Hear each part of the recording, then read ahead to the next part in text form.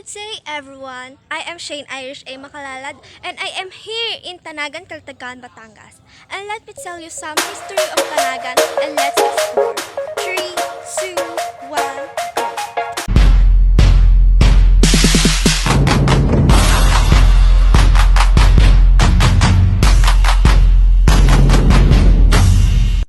Tanagan? Ano nga ba ang pinagmula ng Tanagan at ano ang istorya ng Tanagan? Tara, alamin natin. Tanagan, noong araw ay mataas na gulod ang pangalan ng lugar dahil sa papataas na lokasyon nito. Nung magkaroon ng pamahalaang barangay noong 1947 sa pangunguna ni Teniente del Barrio Luis Putor na napagkasunduan na palitan ang pangalan ng lugar. Mula sa mataas na gulod ay tatawagin itong Tanagan.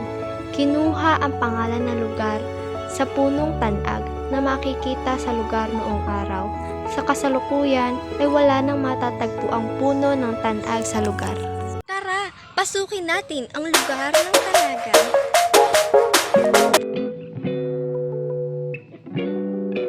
Tanagan Elementary School, kung saan pumapasok ang mga batang nasa kindergarten hanggang sa ika-6 na baitang.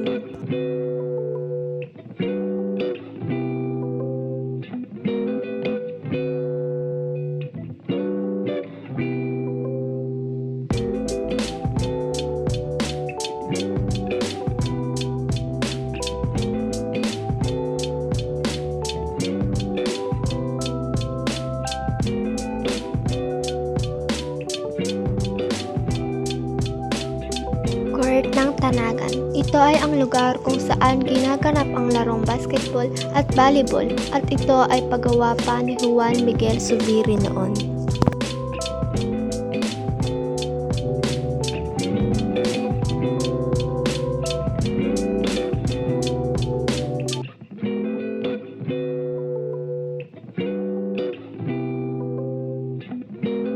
Barangay Hall ng Tanagan na kung saan nagpupulong ang kapitan at mga konsihal ng Tanagan para mapanatiling maayos ang lugar. Simbahan. Dito sumisimba ang mga taong naniniwala at sumasampalataya sa Diyos at para damhin ang presensya ng Diyos.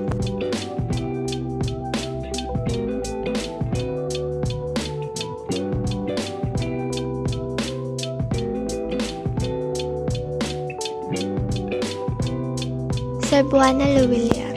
Ang mga taga-Tanagan ay napapadali sa pagpapadala at pagtanggap ng pera mula sa kanilang mga kamag-anak dahil ang Tanagan ay mayroong Cebuana Luwiliar.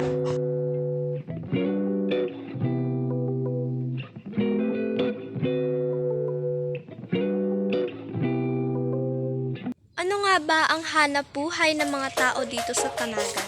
Tara, alamin natin. Ang pangingisda ay isa sa hanap buhay ng mga tao dito sa Tanagan. Ito rin ay pangunahing pinagkukunan ng pangangailangan ng mga tao dito.